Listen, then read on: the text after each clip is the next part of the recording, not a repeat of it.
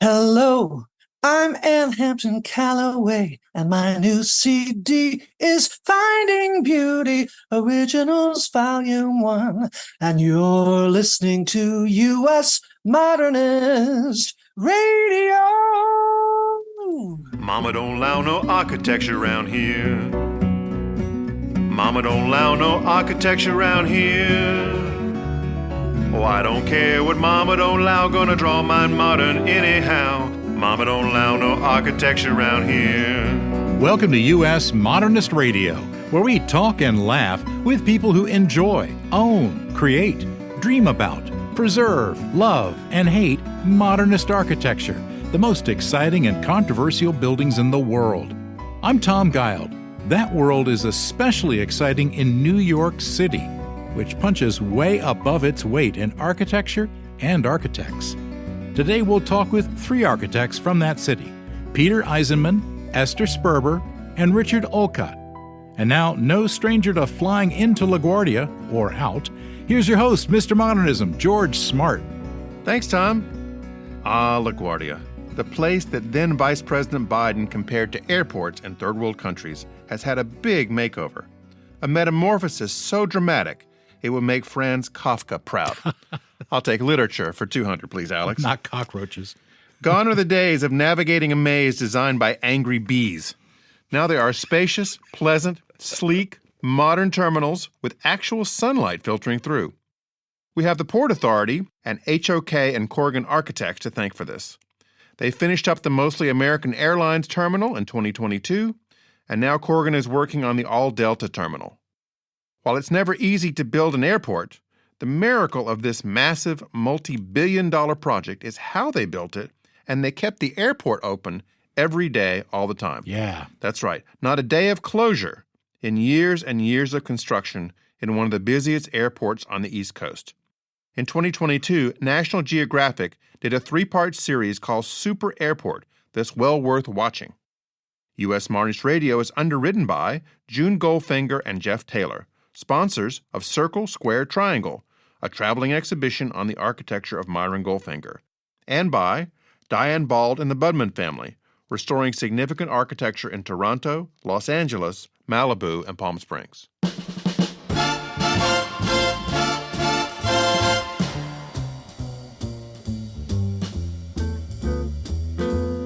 Architect Peter Eisenman has a BA from Cornell. Go Big Red! And a master's from Columbia. Go Lions! And a master's and PhD from Cambridge University. Well, we couldn't find this one, so go Cambridge. And he has more than a few honorary doctorates. He's written at least 21 books and has been part of countless others.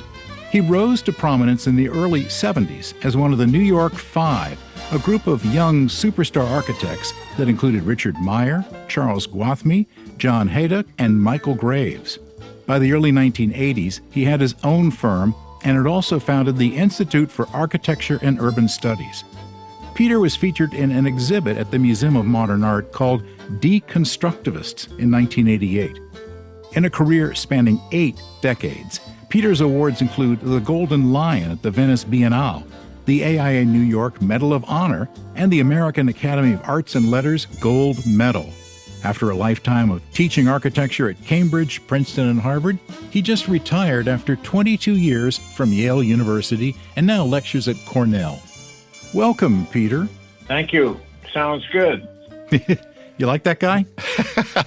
So, Peter, when you were announced in the 70s as part of the New York Five, what was that like? And did you guys, go on tour together like the Beatles?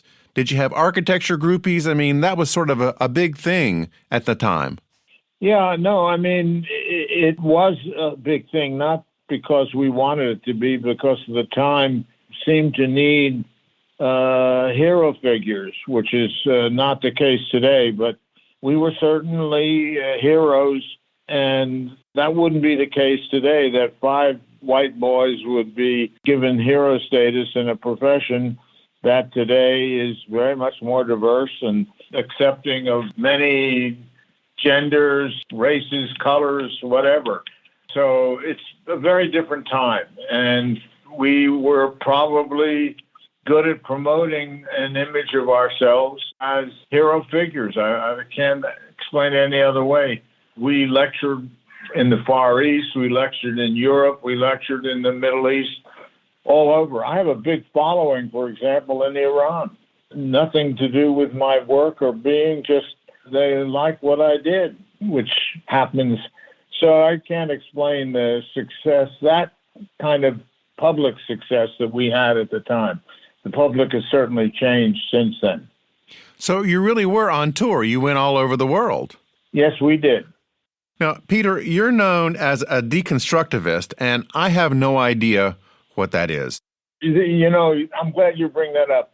I have no idea myself what it is. Oh, good. It's a philosophic idea which came into architecture. That means if you took a building, let's say a box, and exploded it and pushed the shot sides in and out and wrenched it about, that was called deconstruction. So it has nothing basically to do with what philosophic deconstruction, which was a very strong movement in the 60s and 70s in Europe, never much in the United States. But I've never used that term.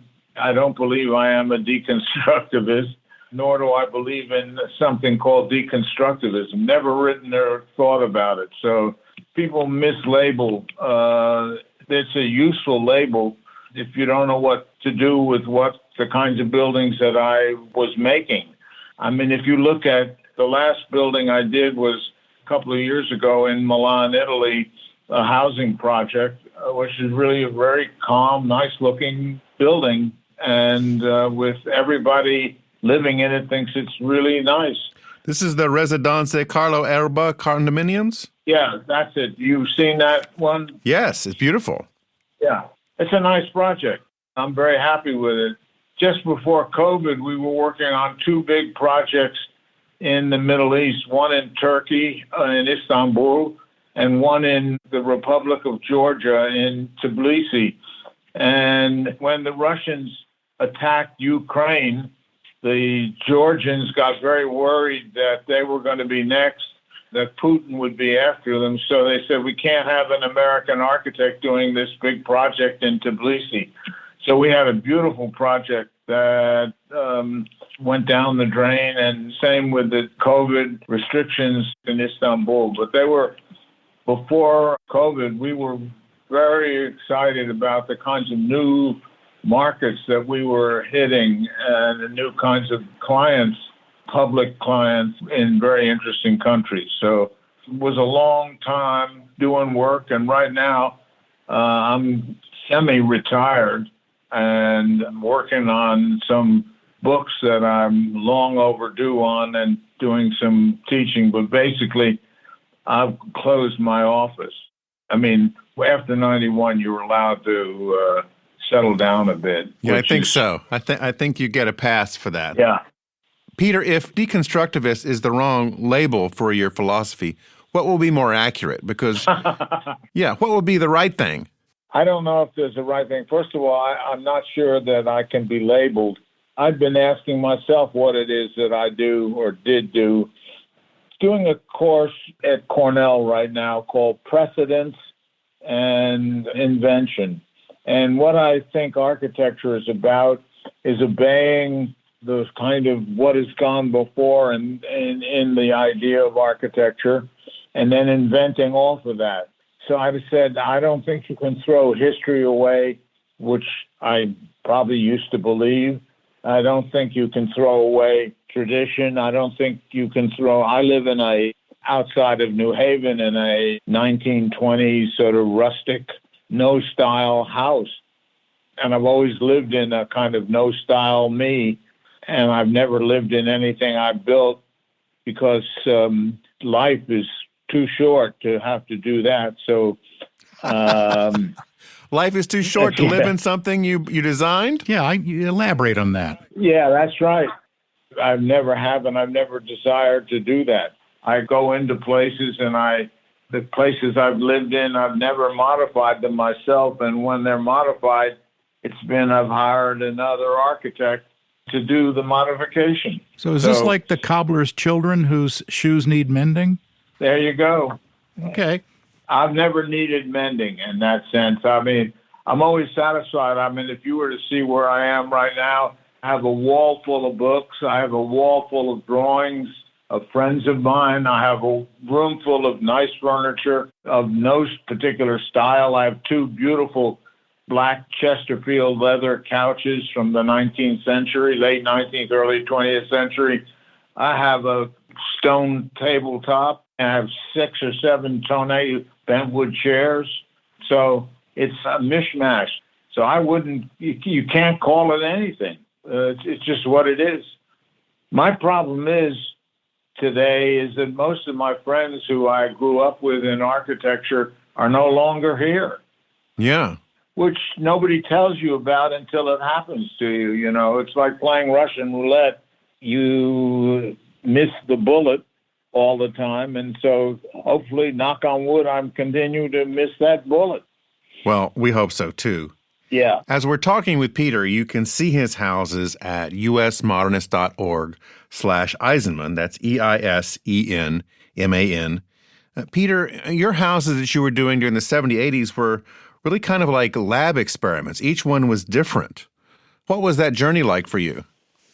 Well, I didn't think doing a house was interesting unless you could do something different. And people came to me because they wanted something different. They didn't know what they wanted, and I certainly didn't know what to give them. I've always started out with no prefixed notion of what it's going to be. It's like going to a restaurant that specializes in X and say, give me Y. And I was always interested in giving Y. There's nothing about a building, let's say a museum that I've done in Ohio, as opposed to a museum that I've done in Spain. They're different. I'm excited by that. So if you can say it's an architecture of difference, that's possibly what it is. I don't think there's a style like in Frank Lloyd Wright or Le Corbusier or Mies van der Rohe. I think it just came what I was doing when I was doing it. It's interesting. You had a numbering system for these. You had House 1, House 2, House 3. That's right. And as far as I can tell, it seemed like about half of them got built, maybe? Yeah, that's true.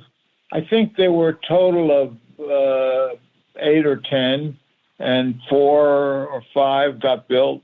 Some are still standing. Some I like very much. I like House 2 very much, and I like House 6 very much. And House 10 would have gotten built if I hadn't gone off to Europe and fallen victim to publicity, etc. I didn't look after my shop, but should have built House 10. But I never thought I wanted to build something bigger or more complex than a house until I got to sort of doing House 10, and I realized doing a house all your life is very limiting in terms of scale, material, color, texture, experience. So I decided I wanted to move up in scale to doing museums and cultural facilities, which I'd done all over the world, in Japan, in Europe, in Germany, in Holland. I think I built 28 buildings, and all of them are very different, which is really very exciting to me.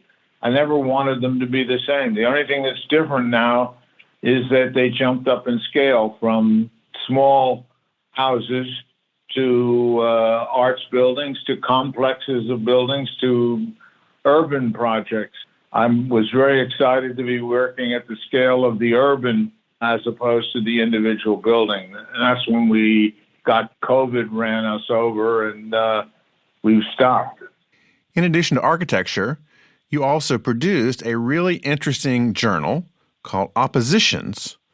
Mm-hmm. Remember that one? Yeah, sure. That's true. And Oppositions is a lot of inside baseball. It's not really designed too much for the general public. No. But architects just loved it. I mean, it was just a festival of detail for inspirational design. Okay. What was your experience in developing it and being its editor for the first 25 issues? Well, I was one of 4 editors, so that's important to know. And I might have been the outside editor, Mr. Outside, but there was also Mr. Inside that looked after staying alive, the budgets, getting the kinds of articles we wanted. It was a time of an important journal, and it filled a need in the United States and the English-speaking world. There isn't a magazine like it today, and we wouldn't be able to do it today. It was the 60s and 70s, especially in New York and in the European cultural capitals, was a really exciting time. It was just the first time after World War II that the general public was able to relax and enjoy the culture of architecture. And so the magazine was perfect. It came at the right time. And by the year 2000, no longer existed. I don't think we could have done the same thing today. Their culture is just different, not interesting in the kind of things that Oppositions was about. We found copies of Oppositions and scanned them all and have put them online in our library at usmodernist.org/library, where you can read them and see some of these different articles. That's great. Now, what's more fun for you, Peter, teaching students or designing for clients? Actually going to sporting events. I'm a big sports fan. Having graduated from Cornell, I was at a Cornell-Yale hockey game on Saturday night. I was at a Rutgers football game the week before. My kids, one went to Rutgers, my parents went to Rutgers, so I'm a big New Jerseyite. So I love following sports. Tonight, Rutgers is playing Princeton. Princeton, one of my favorite places, too, in an old New Jersey rivalry. I believe that Rutgers and Princeton played the first intercollegiate football game ever. That's correct. Yes. They did. And they're playing basketball tonight for the 100 and some time. Wow. So I'm more of a sports fan than I am concerned with clients or students, etc. I'd say sports come first, then students, then clients. And, of course, first above all is my family. So I'm really fortunate to have a terrific wife who's involved in a parallel pursuit. She runs her own journal called Og. And then I have 4 children and 5 grandchildren. So I'm blessed with that. And, of course, I'm still here. So that's a big blessing, too. Yeah. You taught architecture at Yale. Yes. And I assume you did that in the Arts and Architecture building designed by Paul Rudolph and modified by Charlie Gwathmey. So while our listeners rush to Google it, what did you think of that building? Because some people like it and a lot of people don't. Well, first of all, I love Paul. Paul was one of my first teachers at Cornell, and he once taught me a big lesson about architecture. He was on a review of my work as an outside critic, and he gave me a high mark in the class because I did a Frank Lloyd Wright building. So he came back for a second review. I did another Frank Lloyd Wright building, and I went in to see what I got, and I failed the thing. And I said, Mr. Rudolph, what's wrong? He said, you can copy once, not twice. That was a big lesson I learned about doing design. But I loved Paul's building. We were always very friendly to the end when he died. The reason why I'm not in that building anymore is I have a little bit of problem with my balance. Walking up and down stairs to get to my office and back out to my class at Yale every day was 88 up and down stairs. And if you don't negotiate stairs very well, you don't want to do 88 a day. But nevertheless, I love the building, even with its craziness with the stairs. Because on the inside, there's not just floors, but there's multiple levels, little terraces. That's right. That's where you got to have stairs to get from one level to the next. Yes. I'm saying that I had to do 88 steps a day to get from the front door to my classroom. And that's a lot. Ain't no building for a 90-year-old, I can tell you that. I would think that with your voice and your interests, you might find like a minor league team, you could do their color commentary, Peter. Oh, I would love to. I have friends in northern Italy, in Milan, and they're building a new soccer stadium. And one of my favorite projects that we did was the Arizona Cardinals Stadium, which you may have seen on television. It's really photographed, very photogenic. And I would love to do another soccer stadium or a baseball stadium or whatever. And the Milan team in Italy is building its own new arena. And I was hoping to get hooked up with those guys, but I wasn't able to. But I do a minor league team tomorrow. Free. Yeah. Wow. Well, minor league teams, this is your man. Word is out. Right here. It's all for you. There you go. Peter, thank you so much for spending time with us. It's been a real pleasure. Well, thank you guys. Nice questions, and I hope I gave you some worthwhile answers. That was my conversation with Peter Eisenman. All fans of modernism know how the configuration of space and light can make you feel inspired, connected, and a part of something wonderful.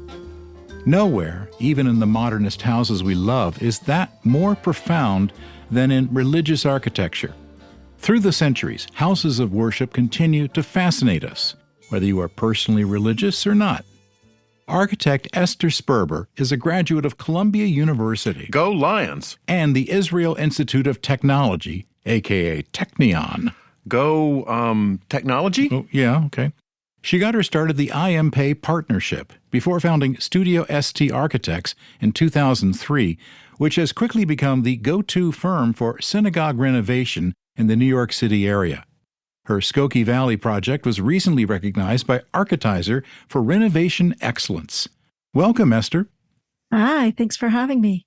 Esther, before we talk about architecture and design, you were raised in Jerusalem, the oldest of 10 kids. Your mom is a couples therapist. Your father is a professor of the Talmud, which, if you were asleep in world religion class, is the primary source of Jewish religious law. How are those family dinner conversations? Noisy. With 10 kids at the table, there's a lot going on. But it was always a very lively, I don't know if every night dinner table was lively, but our weekend Shabbat meals were always quite interesting with lots of eclectic guests stopping by or joining us.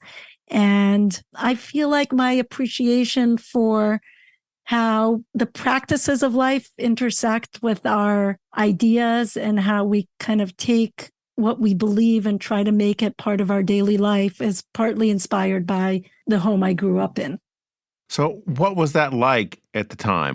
Your parents, were they working outside the home? Were you guys all pitching in on chores? How does it even work with 10 kids? So I'm the oldest. Of course, there weren't 10 of us when I was a baby, obviously. Right. Okay. No, my dad was a professor and a rabbi of a community. He commuted actually to Bar Ilan, which is a university closer to Tel Aviv. I grew up in Jerusalem. But he was very involved also in the home. And my mom, for my earlier childhood years, she was mostly a stay-at-home mom, and then she had a nursery school and was a couples therapist.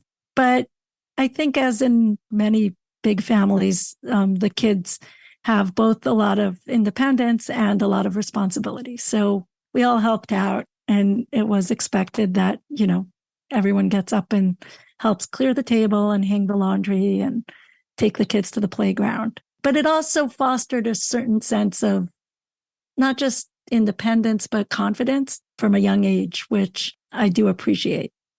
And as the oldest, you were kind of a parent too, I would guess. Yeah, to a certain extent. I mean, I didn't stay up worrying at night about things, but I did. You had to shepherd all the other ones, right?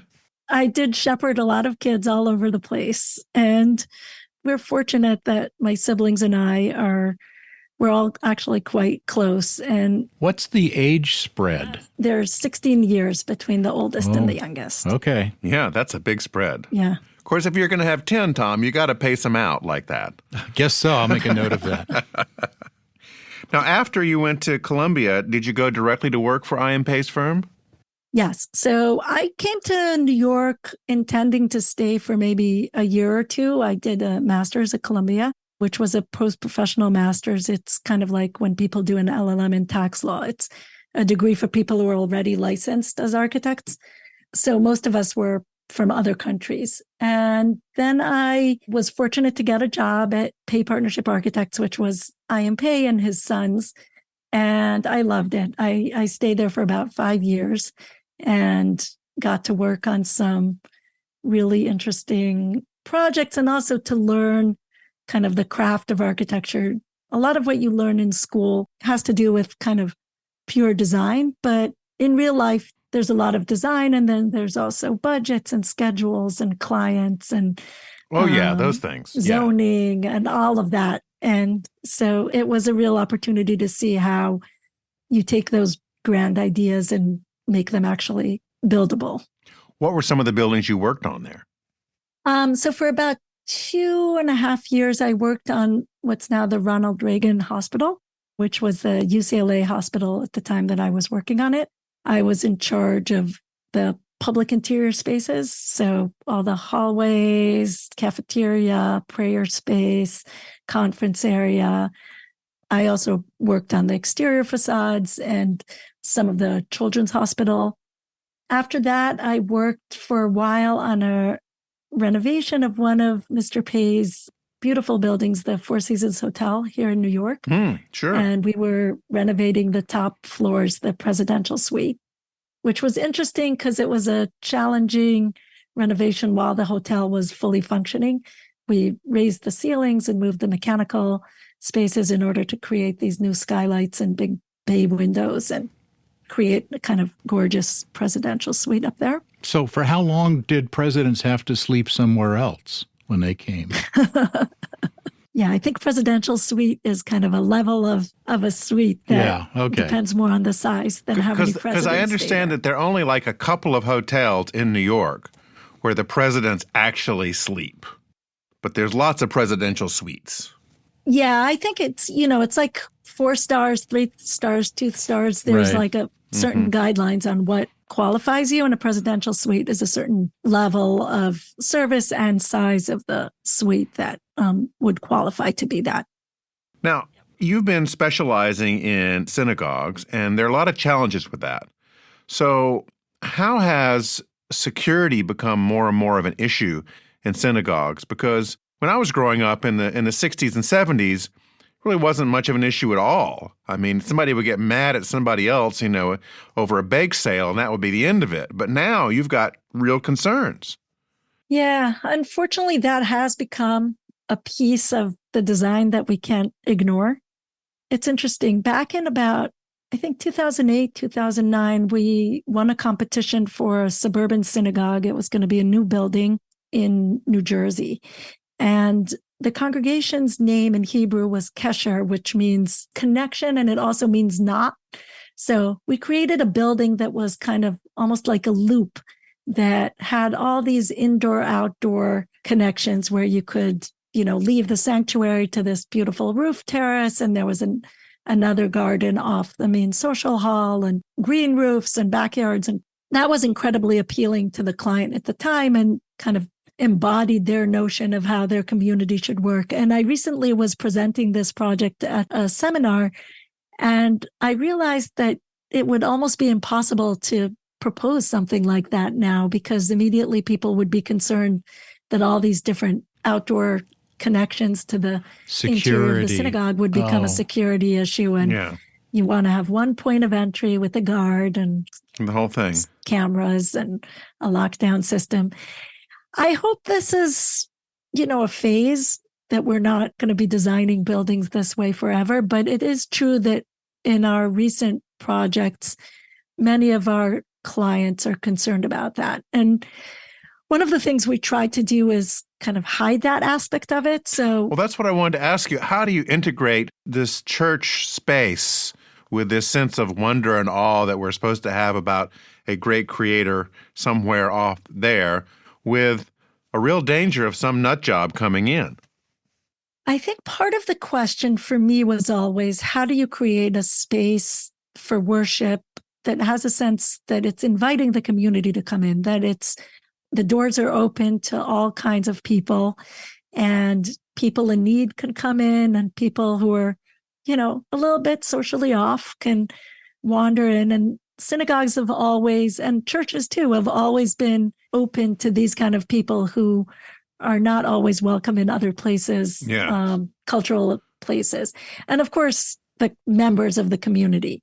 So on one of our recent projects in Manhattan, we really tried to create a way where the building would still have that sense of being an inviting space. So although we replaced the front doors with doors that have steel plates inside and are bulletproof, they're called forced entry level 4, something like that. They still look like wooden doors with glass panes that are very similar to the original doors in this landmark building. They don't give you a sense that you're walking into a fortress. Oh, that's good. And then some of the other features, things like the ability to have a lockdown. So someone in the community who's in charge or the security guard can press a button and all the doors will automatically shut and lock.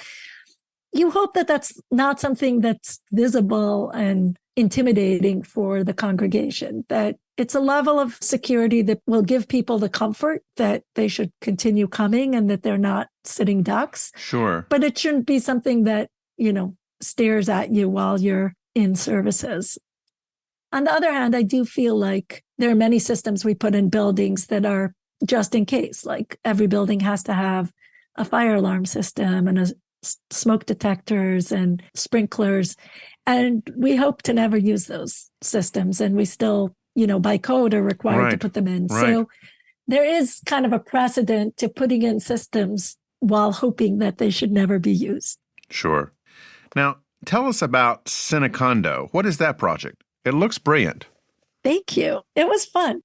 We were working and we're still in conversation with this congregation. They own a building that is about 100 years old in the middle of Midtown Manhattan on 34th Street between 8th and 9th Avenue. Lots of commercial buildings and office towers. They have this kind of small old building. It's old, but it has kind of emotional value to the congregation, but it's not a wonderful building. It's all kind of a little bit fake, like the stone is really stucco and the marble is just paint. And the building doesn't really work very well in the 21st century. The systems are old. There are no actual fire stairs. The sanctuary is on a second floor without an elevator. So there are many challenges for the people who use this building. And they happen to also own the parking lot that's adjacent to this building, where they used to have a building with classrooms and offices that was demolished in the 80s. And they're not the only ones like this. This synagogue is kind of a good example for many religious and worship spaces in cities where the community is rich in real estate, but very poor in cash. So, if the boiler stops working, they really don't have the budget to fix it, but they're sitting on this very valuable site in the middle of Midtown. And I know there are many churches in New York that have a similar problem. So what we proposed was creating this kind of hybrid building that we called Cinecondo, where they would tear down the building in conjunction with the developer. There would be a condominium built on the site that would use all the air rights that they're currently not using. Right. And then our challenge was to propose a way to create a synagogue within this hybrid building that wouldn't feel like it was just, a conversion of some white vanilla box basement, but something that would still have its own identity. I imagined the synagogue as this kind of wood-clad, warm, enveloping space that's underground with a series of skylights in the backyard that bring light and kind of the sense of the time of day and the season into the sanctuary space. And that wood element that wraps around the synagogue would also be the main grand staircase coming up to the ground floor and then kind of emerge from this underground space to create something that highlights on the exterior of the building that this is a special place of worship. So we have this kind of wood, large cutout and awning that indicates, this is another type of space. This is a communal space or a worship space. And I guess this pencils out okay, because if they're selling the land to a developer to put up these condos, they should be making enough money to reconstruct their own synagogue in the bottom. Absolutely. And having some kind of endowment to maintain it, to take care of the congregation and pay the rabbi, etc. Yeah, we're still kind of in conversations trying to find the right developer that wants to do it. Doesn't have to be exactly this, but I think the concept is a great concept and works with New York City zoning laws and can be a really great opportunity for congregations that have this type of land. So nobody's ever thought of doing this before in New York? So there actually are subsequently some similar kinds of combinations. I know there's one community up here in New York that's doing a similar deal. There's also been a few that have been unsuccessful. So I was working with one synagogue in northern Manhattan in Washington Heights, and it kind of turned out into a disaster because the real estate developer who tried to do some kind of deal with them was somewhat inexperienced and had bad luck with the timing and turned out to not be able to finish the project, but did already do quite some demolition on the congregation's building, and they ended up selling the building. So it was actually a very unfortunate situation, and something that hopefully the lawyers could do better on. Yeah. Right. Lessons learned is what they say. Yes. Wow. Exactly. Now, Esther, since the 60s and 70s, there was a real surge, not just in New York, but around the country, to build modernist synagogues and to have this kind of optimism about the future that the architecture would also reflect. I was wondering, are there any modernist mosques in America? Wow, that's a great question. I'm sure there are, but I don't know. I have a friend who's designing a bunch of mosques. I should reach out to him. They're mostly in New Jersey. Okay. But no, so the truth is I don't really know. But I do think the trend of modernist synagogues has lasted, I think, and has a certain logic to it because there's a certain kind of typology for different churches that evolved over, centuries and millennia. Synagogues hadn't codified a kind of architecture in that same way, a floor plan with like a nave. And they were quite different in different communities in different places in, Northern Africa versus Spain versus Europe. And in many cases, because Jewish communities were not permitted to be celebrated in the same way in some of the towns where they lived, they were tried to keep kind of a humble exterior. That's not true across the board. And in the 19th century, there are some grand synagogues built in Europe. But there hasn't been a kind of typology that you would say, okay, this is what a synagogue looks like. And so I think that gave a great opportunity in the 50s and 60s when these communities in the U.S. expanded to kind of reinvent. Right, it's kind of liberating. Synagogue building. Yeah, the Reform congregations particularly. Yes, and I think that sense of the Reform movement had some new ideas that were not completely following the traditional Jewish Orthodox religion. So there was a sense of excitement and something modern and something new, putting an emphasis on community and not just on prayer. So some of these places also had that sense of community center, sometimes with a pool and a gym. Mm-hmm. I think the idea that there was a smaller sanctuary that could expand for high holidays, that's a new idea that didn't exist before. Kind of like that thing called the gymatorium they have in public schools. Yes. Oh, yeah. Exactly. Yeah. Right. That can also be a cafeteria. And some of these buildings are really beautiful. Actually, the synagogue that you mentioned that we had renovated in Skokie, it isn't really a famous building per se, but when we came and took a look at it, it looked very old and dreary. There was like fake stained glass and these big chandeliers and a very large stage that they didn't really use anymore. But while we were studying our concepts for renovating it, I came to really appreciate the architecture of it. It had this interesting geometry with these large wooden glue lamp beams that crisscross and create these 3 sections with like pyramid ceilings. And I discovered that there was an original skylight that was designed that wasn't built in the end. And so we kind of reinterpreted that a little bit and added a new large triangular skylight and removed these heavy chandeliers and created instead these really sleek LED uplights that really highlight the architecture of the roof of this building and restored the glue lamp beauty of the wood beams and replaced the windows with clear windows that look out to their beautiful landscape. I was really happy that we could kind of celebrate this 1960s architecture while also transforming it into something that feels 21st century. Sure. Now, since this is your specialty, what are some of the modernist synagogues in America, anywhere, that people should go visit if they're really into this? There's a building in Tel Aviv that I really love that Mario Botta did on the University of Tel Aviv college campus, which is called the Symbolista Synagogue. It's kind of a pair of buildings that are a little bit similar and a little different, very spare, with beautiful brickwork and beautiful light coming in. It's one of my favorites. Nice. I mean, I think you have to go see Frank Lloyd Wright, right? In Philadelphia. Okay, right. I would go see Temple Emmanuel in New York. It's a little bit inspired by churches, but it's obviously not a church. And it's attempt to create a grand space for Jewish prayer that would feel proud and beautiful. Esther, thank you so much for joining us. Your website is studio-st.com. Thank you so much. It was wonderful being here. That was George talking with Esther Sperber. Richard Olcott is partner and principal in Ennead Architects, founded by the late Jim Polshek. A graduate of Cornell's architecture program, he's been with the firm almost his entire career.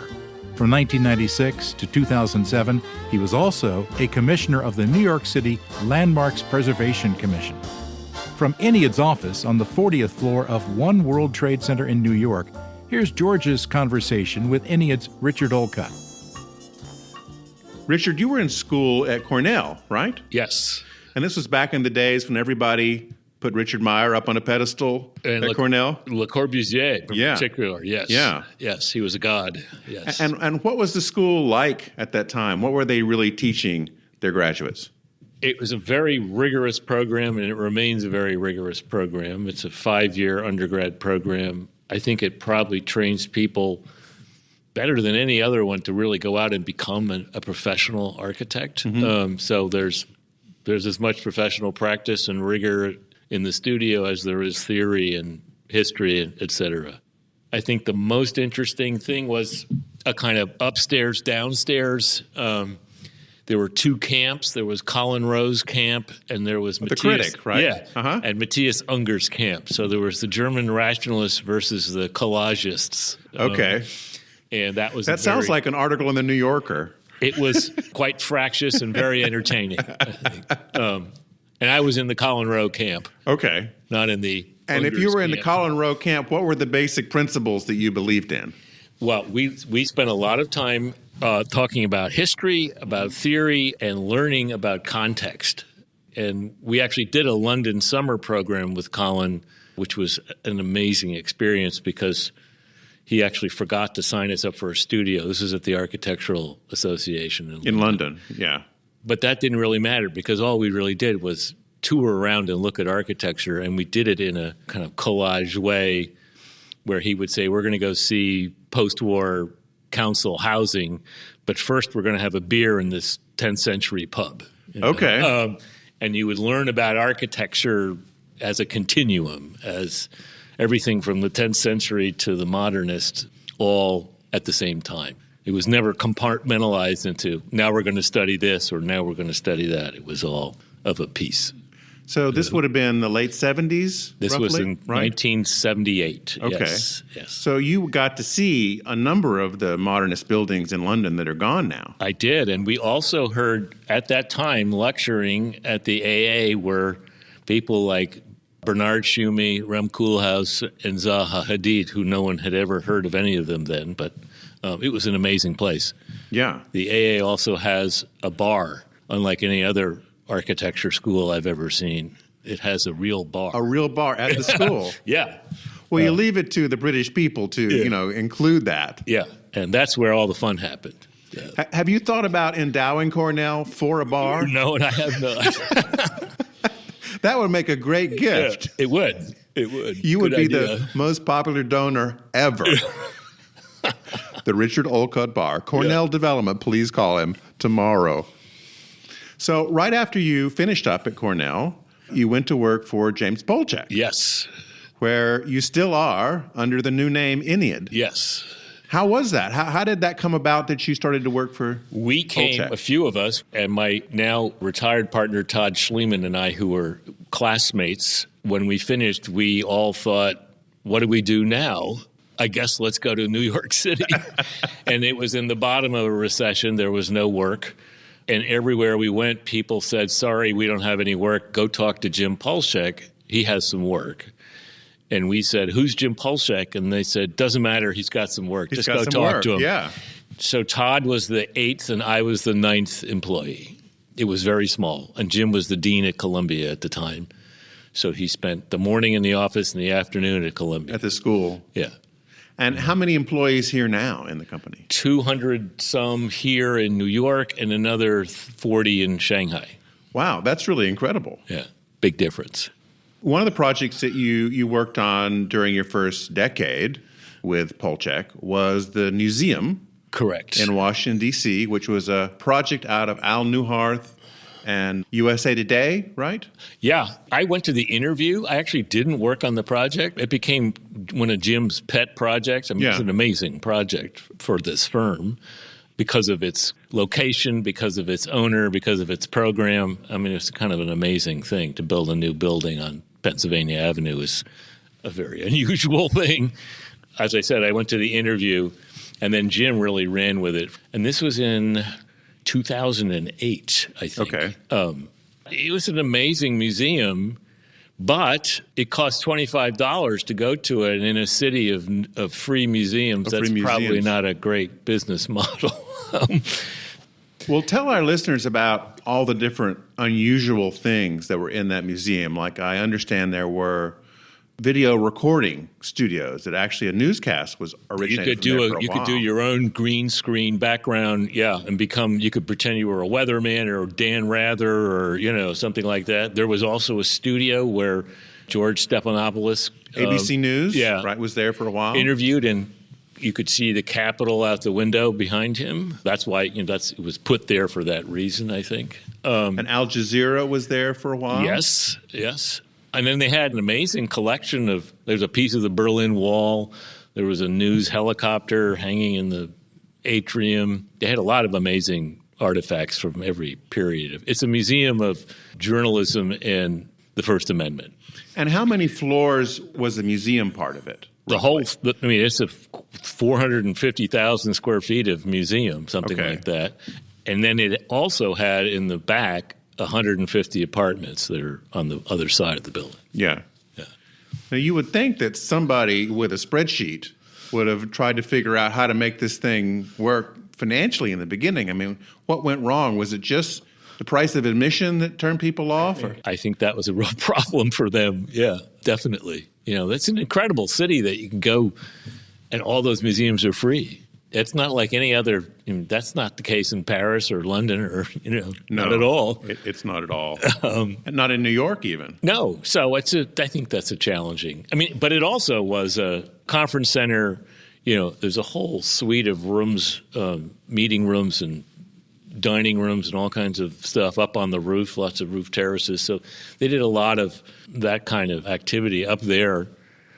But it's also probably a victim of newspapers. This is right at the moment when the internet is being invented and newspapers are going down, are dying away. One of our other projects at that time, actually, interestingly enough, is we did the New York Times' printing plant in Queens, which is like the last of its kind. And still there, although printing plants have shrunk so much that I think they now print the Post and the Daily News as well as the Times. Plant? Yeah. They would have to, right? Yeah. Eventually. Or it's some laser printer in somebody's office. They're doing the last. It's a very, very different time now than it was then. Very different. Two things about the museum that get mentioned a lot over the decades, and we'll talk about what happened to them in a minute.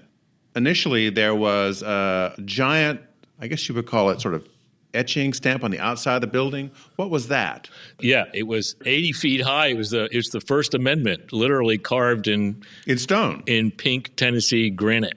Yeah, marble rather, which is the same granite as is across the street. John Russell Pope's National Gallery and I.M. Pei's National Gallery East Building are both made of Tennessee marble, the same stuff. Okay. Yeah, there was some funny stories about that because it's basically a billboard, and you can't have billboards on Pennsylvania Avenue. Okay. But it's the First Amendment, so it gets kind of hard to criticize The First Amendment. The First Amendment, yeah. And 80 feet is a big It was huge, yeah. Big stone. Yeah. The second thing that gets mentioned a lot is the memorial to journalists. Yes. Who have been killed in the process of doing reporting. That was indoors, right? That was indoors, yes. What was that like? It was a beautiful glass, kind of curving glass wall that we designed with Ralph Applebaum that had the name, I think there were 150 at least journalists on that wall, and sadly space for more. They continued to add to it. But yeah, that was an important part of the circulation of the museum. It had a kind of sequence where you came in, you were ushered into an orientation theater, you saw a little film, then you got in an elevator and went all the way to the top of the building, and then you worked your way down. You worked your way down? Yeah, through a linear sequence of galleries. Exhibitions. Yeah. It's like the Guggenheim. It is. The Guggenheim was originally designed, yeah, you were never supposed to walk up the ramp. You were supposed to take the elevator and walk down. Yeah. Yes. And I got to visit a couple of years ago the Museum of the Future in Dubai, which is that same model. You get an elevator and you go up to the top, and you go through these sort of curated experiences, right? That was the model? That was the model. And it was all, for the most part, is black box galleries, lots of sensitive materials that you had to be careful with daylight and stuff. So all that, it was around a big atrium, and in the atrium were various objects, and the elevators were running, but really the exhibitions were all in black box galleries. In galleries. Yeah. The museum went on for a while and, of course, got into financial trouble, as we've talked about. Yes. And then it closed. When did it close? I think it closed in 2018, right around then. And that's when Johns Hopkins went and looked at it in 2019. And that's when they called us. And since we know where all the bodies are buried, we designed the building. And that is an incredible opportunity. I don't think it's ever happened before. We've been asked to renovate or completely transform our own building. That is an unusual occurrence for an architecture firm. Yes. I mean, particularly at this scale. Yeah. Because the original building was what, like $450 million? Yes, something like that. A crazy amount of money. They spent a whole lot of money on that. And Johns Hopkins got some sort of bargain on it, like $200 million or I think less than that, yeah. I mean, Johns Hopkins, they have several buildings that are up in northwest, DuPont Circle area of D.C., and post-war office buildings that were really not serving them well. And I think they realized this was an incredible location, very prominent inside of the Capitol, and in particular their school sites, their School of Advanced International Service, I think it stands for. It's their School of Foreign Affairs. To be on Pennsylvania Avenue halfway between the White House and the Capitol is kind of fantastic. And they're going to have a business school there too. There are 8 different schools that have parts of that building. Space in the building. Space in the building. I assume some of those professors are going to move into the units in the back. I don't know if they can afford them. They're pretty pricey. It's actually a whole separate condo, that the back of the building. Okay. Yeah. As you looked at the renovation of this building, what did you decide to do with the First Amendment on the front and the journalist memorial on the inside? Well, I think for Johns Hopkins, the first order of business was, how do we create our own identity? We don't want to be known as, they're in the museum building. Right. And everyone, when you had that great big window, which was supposed to be a kind of window on the world of journalism and the free press and the First Amendment, I mean, it's pretty clearly identifiable as the museum. So that was their charge to us, was how do you undo that and then give us our own identity in the bargain? We need a new identity. We need that to go away so that no one ever says again. Right. It's that thing that used to be the museum. Right. But what happened to those particular items? Because they were so big and iconic for the building. I believe the First Amendment was given to the National Constitution Center in Philadelphia, I think. And I don't know. I think the museum still has all of their artifacts, all their collections, all that stuff is all stored somewhere. I'm not entirely clear where. So the Journalist Memorial is with them. Is with them. Yeah. That hasn't gotten a new home yet? I don't think so. I would sure hope so, because a lot of journalists are still getting killed around the world for that.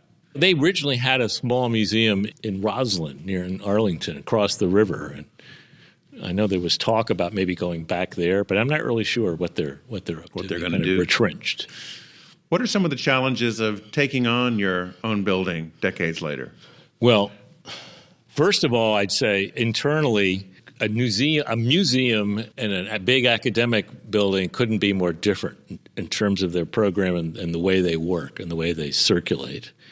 As I described earlier, the museum was literally a linear sequence, kind of forced march where you went on a prescribed path, and that was it. Whereas any academic building, every hour, everybody's changing classrooms and moving around the building, going every which way. Couldn't be more different in terms of horizontal circulation, vertical circulation, and the spaces itself. They needed more square footage. Many of the floors weren't lined up because of the idea of this kind of spiraling motion. Like the Guggenheim, down, sort of, right. Even though there were some ramps, but it was mostly you're going gradually down. That doesn't really work for an academic building. So we actually moved a lot of the floors. We removed a lot of the floors. We also filled in the big window because that was an ideal opportunity to put more program against the facade and enliven the facade, which originally really had no people on it at all. Yeah. It was basically just a big window. It was all glass, the facade. That was another issue, I think, that externally that we should talk about in terms of the whole regulatory process. Washington, D.C. is the most regulated city in the world, probably. Every cornice, every setback is mandated by a whole lot of different agencies: National Capital Planning Commission, National Park Service, the Fine Arts Commission, National Historic Preservation Commission, et cetera, et cetera, et cetera. And you have to go through all of those to get an approval. And it was made clear to us, particularly by the Fine Arts Commission, which is the kind of the big dog of all the commissions. Everything on Pennsylvania Avenue comes under their purview. Every public building does, actually, in the federal city. That it would behoove us to make a better neighbor of our building than the previous building was. It was basically the only glass building on Pennsylvania Avenue. I'm not sure how Jim got away with that in the first place, but he did. I mean, again, it was part of you can't criticize the First Amendment. Right. So I bet he played that card a lot. Oh, yes. So that was made clear to us that wouldn't it be nice if this building had more to do with its context than it previously did. Mm-hmm. So what did you do to achieve that? The main thing we did was reduce the amount of glass and used Tennessee marble from the same quarries as the two museum buildings across the street. So that kind of automatically made it part of the same vocabulary, even though it's a different expression, although one is a very contemporary building and one is a very classical building. But I think through materiality, we were able to achieve that. We did not move any, again, all of the cornice lines were fixed, so we could not expand the building outward and upward in any direction. All the additional square footage, we added about 40,000 square feet, but we managed to do that inside the volume of the building. So those were some big spaces in that museum. It was the atrium was huge. Yeah. Then we worked with David Rockwell's office, who had the idea to place lots of program literally floating within the big atrium. We moved the elevators, those three big elevators that were part of the museum's elevators. They were 10 feet long and 7 feet wide. They were huge. Mm-hmm. They could move lots of people. Yeah. So we moved a whole new elevator core, much better location, and with 6 elevators now to service this building. Moved floors, and did a whole lot of structural work. There were big trusses that span across that were reinforced, and we reworked the whole auditorium. There was a huge auditorium that was another one of the strange museum things. It was kind of like a Disney ride. Mm-hmm. Like the seats vibrated and, that kind of stuff. And so we got rid of all the that. Experiential of like Sense-Around it used to be, or IMAX. Exactly. And it had 535 seats, one for every member of Congress or something like that.